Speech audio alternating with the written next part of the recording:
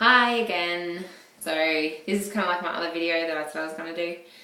I want to just chat about, my history with diets and, what has worked for me and what I think doesn't work and I haven't been so successful in. And I've got to say straight out, like a lot of them I don't stick with.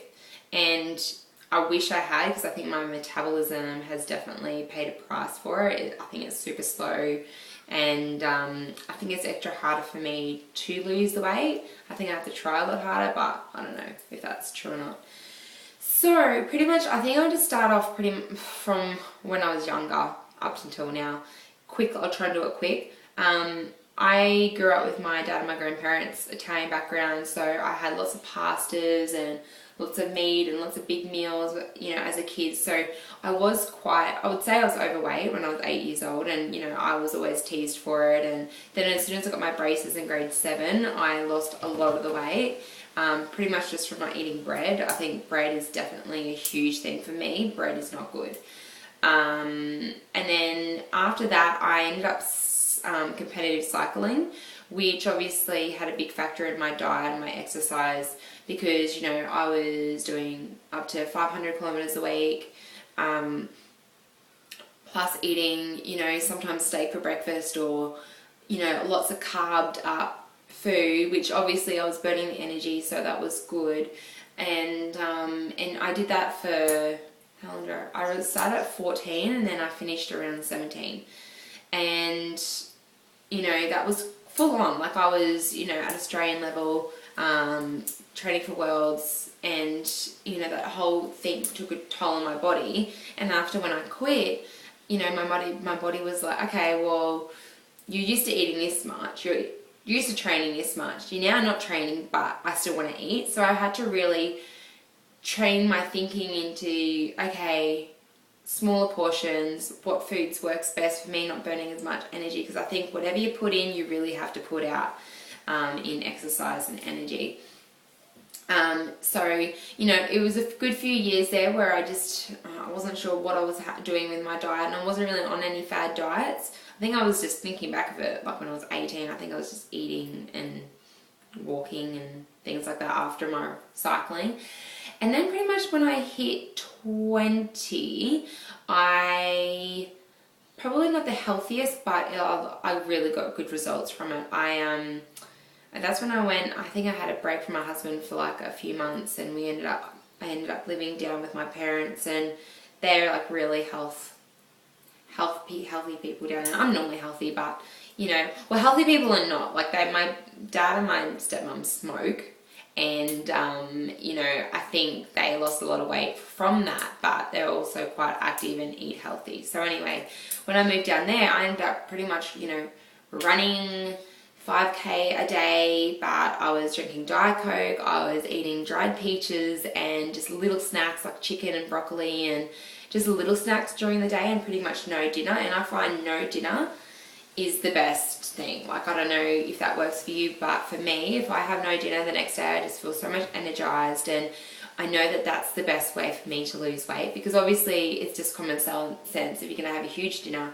that's sitting in your body and you're not using up the energy that you've just put into your body, and it's just kind of staying there. And I actually heard on the news the other day, they did this test, just veering off from conversation, they did this test and they put almost like a tracker on the food and the fat, on how fast the fat gets to your different deposits in your body, like how fast or where it goes. And it only took I think they said like an hour or something, and the fat ended up storing on the love handles or somewhere. So fat can, maybe not so much fat, maybe it's the carbs or the fat, because I heard fat can be actually good, like good fats. But anyway, or things that get turned into fat, you can get there quite quickly. So if you're not burning that up, of course that's going to sit there. So back to what I was saying, I was really fit. I ended up I think I was down to 56 kilos. I was pretty much the fittest, other than riding, the fittest I've ever been, because I was running all the time. And obviously with running, I didn't want big meals during the day. Anyway, so that was that. And then I ended up moving back here, and I ended up starting to cheerlead for our local football team. And you know, each week I've got to get in these little tiny outfits, and I wanted to make sure that I was confident while I was out there. And I did start taking diet pills, and I know, thinking back, that some of them just didn't work for me. I was really jittery, really moody. It just did not put me in a good mood. One thing I will say about the mood is the pill. I know for a lot of my friends it's happened the same thing. I, you know, put on weight from the pill. I got depressed from it, anxiety, it was really nasty. So I haven't been on the pill since like 2006. So I've been off it for quite a while. But anyway, back to my weight loss. Back when I was cheerleading, I did start taking diet pills, and some of them weren't great, but some of them I found were quite good. It just depends on your dosage, and you know, it really did help suppress my appetite. And I think obviously working has a lot to do with it, because I know when I ended up getting full-time work in reception, I, you know, put on a few kilos, and that was when I think I was like 60 when I started, because I was cheerleading and I was doing promotional stuff for the radio, and I ended up putting, I think, 5 kilos on from just doing reception and sitting on my butt all day. It's really on how much you put in to how much you put out. Then I had Jackson, so I put on, you know, the 30 kilos, and from there, you know, trying to get that weight off, plus some for the wedding, I just did, you know, treadmill, probably a good 30 minutes non-stop running, a good sweat out, and that's pretty much all I had to do, like a day, maybe like even 3 or 4 times a week, just to, you know, get it down. And to maintain it, I probably only have to do it 3 times a week. But I haven't been on the treadmill for a long time, except for the other day when I joined the gym. But it gives you such a freaking good feeling afterwards, that good sweat out, and you feel just so much lighter and happy, and the endorphins are going. Exercise, you can go on as many diets, but exercise really does help your body in and out, because you're sweating all the toxins out. So as regards to diet, what I think is something that really does work is a high protein, low carb diet. And you know, obviously I'm no dietitian, and people are going to say, well, who are you to recommend this stuff? It might not work for you.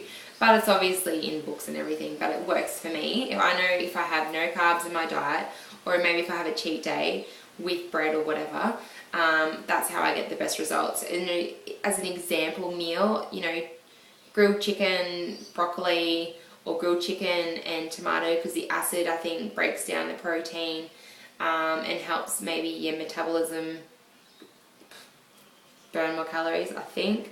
And I think that definitely is a big thing. Eggs, I think, you know, high protein again as a snack. When I lost a lot of weight, I think I was having 1 egg and a bag of those vegetables in a bowl. That might have been my dinner at night, or like an evening snack. And sometimes I would have like a protein shake or a fat metabolizer shake as a snack as well. Or after the gym, when I was doing gym a few years ago, I'd come home and just have a shake. And that was, you know, pretty much, you know. And the thing is, if you want to lose weight, you are going to be hungry at first, because your body's such, like, you know, your stomach's like this, and it's trying to shrink down, and you're used to eating so much, and it's thinking, okay, well, I'm still hungry. But that's the key, is if you're hungry, just have a big glass of water. Water is a huge thing too. 2 liters of water a day, I really recommend. That's what I'm going to be doing. I've lacked that lately. You know, my soda drinks, my diet soda drinks definitely don't help. But the diet soda drinks do help in a way, because I kind of have that if I'm feeling hungry. But I really should be having water. So the healthy side of it, what I should be doing is having water and no soda drinks. But soda drinks are kind of like my chocolate or a cigarette to someone, you know. It's just, I might just have like 1 a day. And for all those TTCs who are watching my videos, I know that's not really good, and I've talked about that. Soda drinks aren't exactly good because they've got caffeine in it. So it's already 9 minutes, so maybe like that's what I'll touch base on. Like, I'll leave this video as like a diet video. So in a breakdown, I think protein for a lot during the day, small snack sizes, lots of water, no big meals at night, and I think green tea actually really helps breaking down your meals. You know, you read some celebrity trainers and they get the celebrities to have green tea after each meal, or at least after the meal at night.